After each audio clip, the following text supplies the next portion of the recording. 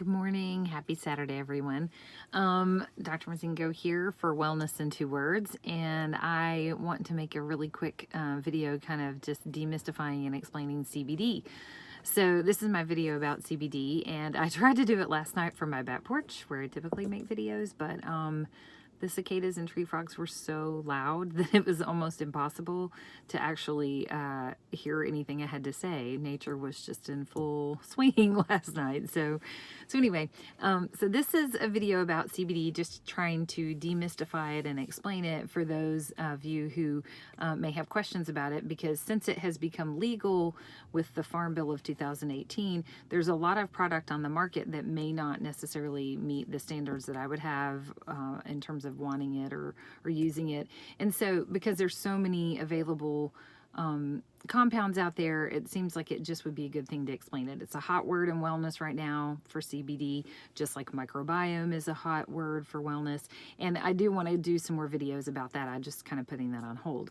I recently went to the National Convention for Essential Oils, and there is a new product out there that I'm fairly passionate about because I used it and I was like, this stuff's amazing. So I want to go ahead and do a video about CBD. So let's just kind of break that down first of all.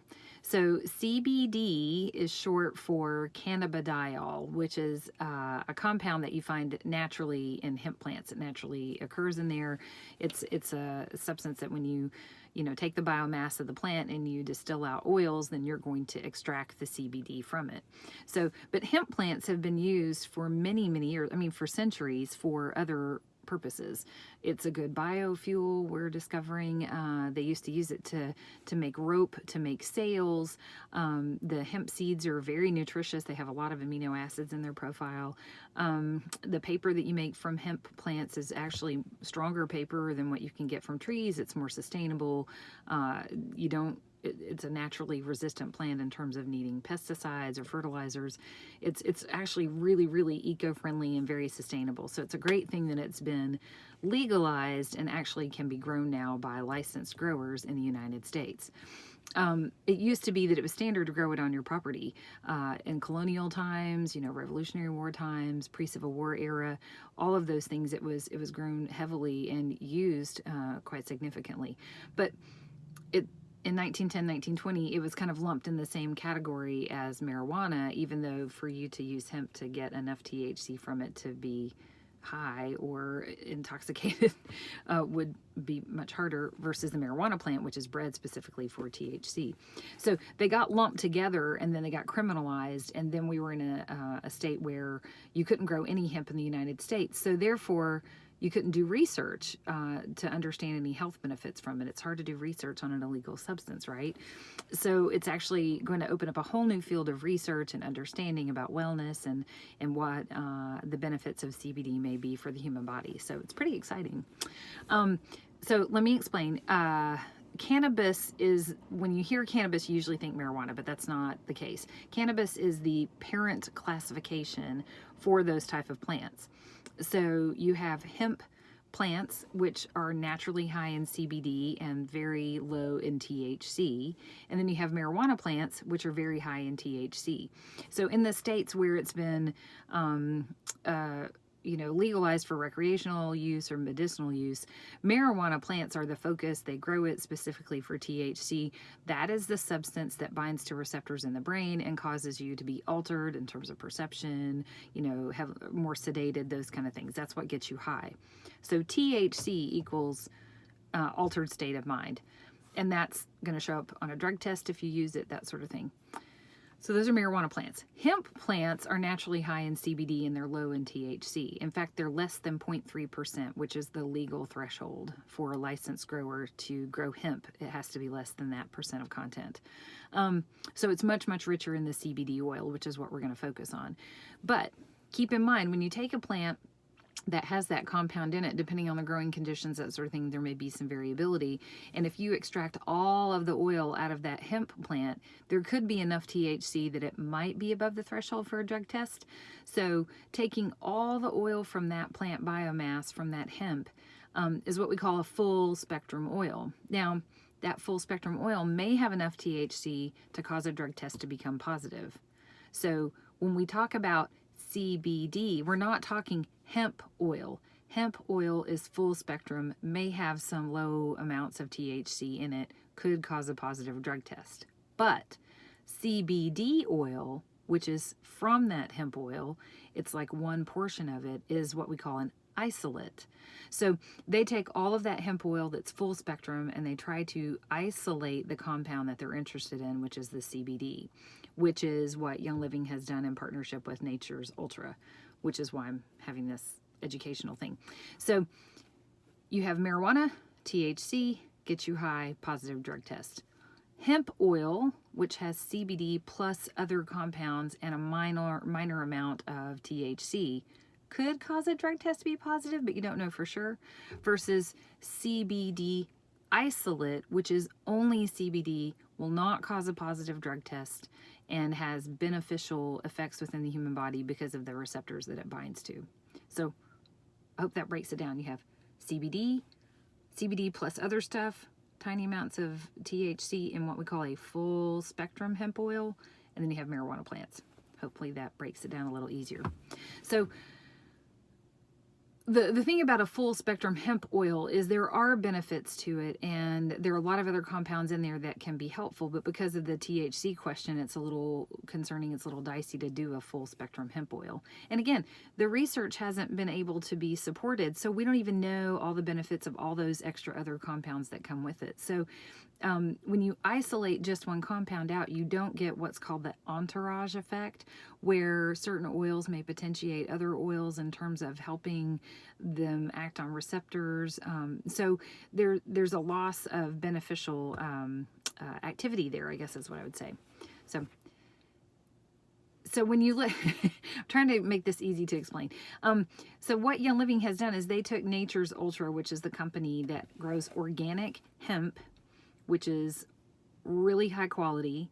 They've taken that hemp oil and isolated the CBD only out of it. And then they have added certain essential oils which were selected for their terpene profile to recreate a full spectrum oil without any THC. So they isolated all of the CBD out, but then they added in essential oils from plants, which would never have THC in them anyway. So it avoids the whole drug test issue. It's what they call smart spectrum technology. You're never going to can't get any THC in that CBD oil compound, but you add the essential oils in there to simulate the full spectrum effect, and it's highly beneficial. So let me talk a little bit about terpenes. Terpenes are the compounds that give, they're aromatic, they give it that, it's not only bioactive in terms of how they act in terms of neurotransmitters and receptors in your body, but they also give it that aroma. So linalool, myrcene, beta-carotene, alpha-pinene, all of these different things give different the terpenes in them give a different smell or aroma, and it's usually what you smell when you think of things like marijuana or hemp. They have that kind of earthy smell. That's what you're smelling, is the terpenes. So they'll all work together with receptors in the body and kind of give you different beneficial effects. So let's talk about those receptors, and then I think I'm going to wind up this video for now. So when you look at, say, your brainstem, it's very low in THC receptors, and that's actually a good thing. When you think about people who overdose on opioids, the brainstem has opioid receptors, but it's low in THC receptors, so therefore people don't tend to overdose on THC. It doesn't affect their heart rate, it doesn't affect their respiratory drive, it doesn't affect those things that actually are a danger with opioids. So it's a good thing that opioid use is decreasing in places where marijuana has become legal for use. But these CBD receptors are all throughout the body. So CBD1 receptors are the ones that are present in kind of the neurologic system and the nerve endings, kind of your brain, that sort of thing, versus the CBD2 receptors are the ones that are present in the GI tract, the immune system, and they're regulated by that. So your body wants to always kind of have things in balance, and so when you have things out of balance, when you're stressed or you have inflammation, these receptors tend to upregulate. There are more of them available, and then they can bind to certain things that can actually tone down the inflammation and tone down some of the effects that you're having in your body. So when your body's trying to achieve balance and homeostasis, these receptors in what we call the endocannabinoid system are really important. They actually help keep you well and keep you back in balance when things are not regulated, when you have immune dysregulation and when you have inflammation and things that aren't going well. So it's kind of, and we're going to find out more and more research about it over time. So let me see if there's anything else we want to talk about today. So CB1 receptors are in the brain, CB2 receptors, immune system, and GI tract. So when you look at certain conditions like autoimmune problems or irritable bowel or migraines, fibromyalgia, all these things, these receptors come into play. So CBD oil may be beneficial in terms of binding to them and helping get things back into balance. That's more and more research will come around with that, but that's kind of the whole idea of why CBD is important and why it's beneficial. So I think that's all I want to talk about right now. We'll talk more in detail about receptor sites, just different other things that come into play about CBD now, but hopefully that demystified it. CBD comes from hemp.